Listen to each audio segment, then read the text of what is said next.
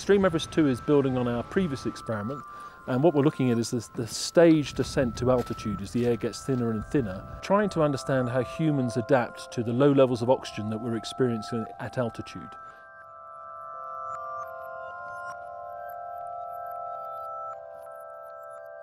The expedition is a huge research project, and we've set up a number of laboratories to test volunteers as they ascend higher and higher up the mountain to Everest Base Camp, where we are here.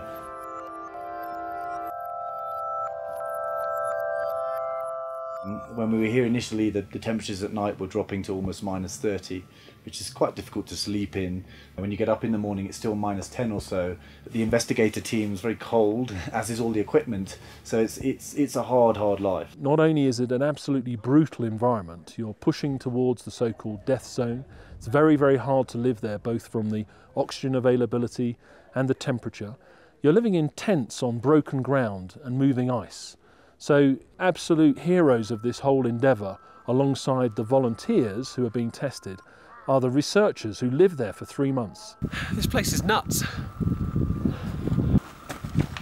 So where we are now, 5,300 metres above sea level, and there's approximately 50% of the oxygen in the atmosphere that you're breathing than we will find at sea level.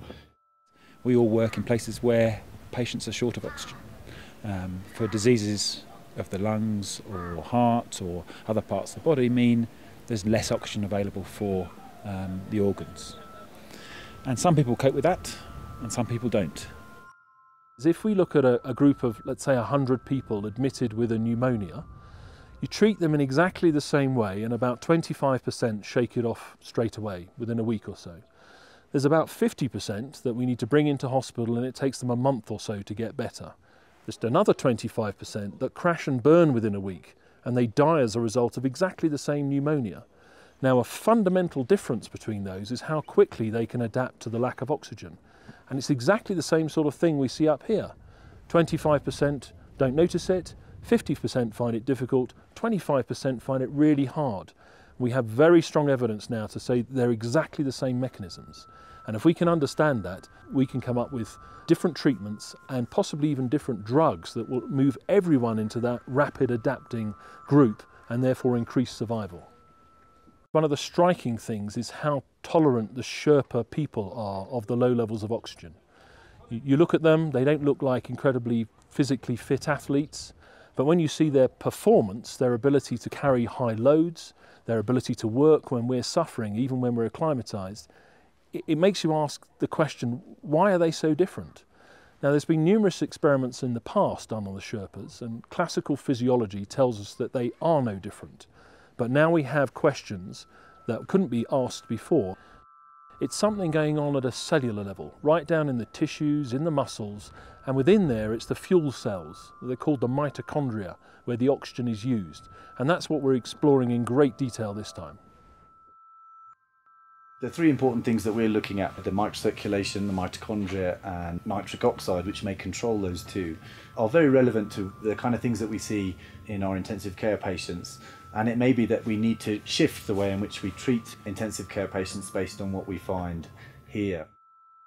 One of the big parts of Xtreme Everest 2 is looking at nitrates, which are little chemicals that are released into your bloodstream and help to change how big or how small your blood vessels are. So we think if your cells are low on oxygen, then your body might be releasing more of these nitrate chemicals in order to deliver more oxygen.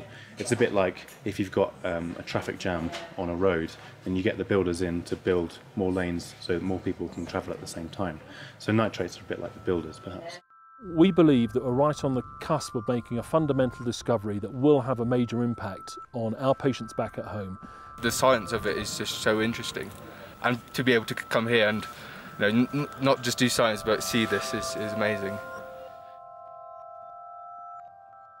The amount of data that we will be able to take home from this and analyse and hopefully change the way that people think about low levels of oxygen in critically ill patients. If we can change that, then it will definitely have been worth coming up here time and time again.